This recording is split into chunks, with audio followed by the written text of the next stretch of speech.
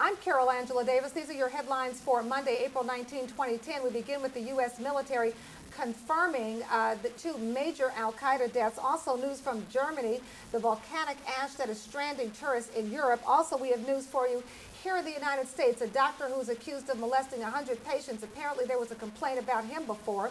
In sports, boxing champ Edwi Valero is dead, as is his wife. We'll tell you what happened there. And then finally today, I don't think you're going to want this as a pizza topping. Wait till you hear what they're doing in Australia. Of course, they kind of almost have to. Stay tuned for the details. We'll be right back. In America, 500,000 businesses are started each year. What does it take to launch a successful company? Discover the answers as entrepreneur Michael Vadini interviews the area's premier business leaders. There's no better time right now for anyone to start a business. Success is opportunity, timing, luck. I knew that it was going to take a lot of hard work.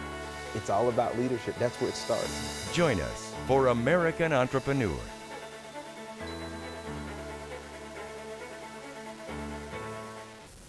I'm Carol Angela Davis with your news stories for Monday, April 19, 2010, beginning with the U.S. military. It is confirming that the two most senior leaders of al-Qaeda in Iraq, they were both killed in a joint U.S.-Iraqi operation that happened yesterday. Dead are and of course this was a joint U.S.-Iraqi operation. Dead are Abu Ayyub al-Masri. He is the leader of al-Qaeda in Iraq. Also dead, Abu Omar al-Baghdadi. He is the leader of the Islamic State of Iraq, an umbrella group that includes al-Qaeda in Iraq. Apparently, the operation involved missile strikes and ground forces. The two men apparently were in a house. They then hid in a hole, and that's where their bodies were found by security forces. In Europe, from Germany, and in the mess of all the volcanic ash that has all the travelers stranded, Germany's aviation authority says it has given Lufthansa airline permission to fly 50 long-haul planes back home with about 15,000 passengers. The first flights will be from the Far East, with others following from Africa and North America. The planes will fly to Frankfurt, Munich, and Dusseldorf.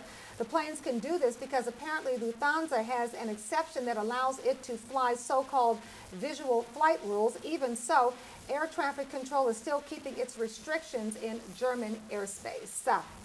Here in the United States and from the state of Delaware, in the case of that doctor who's accused of molesting more than 100 patients, a U.S. hospital says it investigated a 1996 complaint against Dr. Earl Bradley, but the doctor was cleared of any wrongdoing.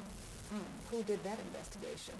At that time, a nurse reported in 1996 that Dr. Bradley may have inappropriately touched young girls in his care.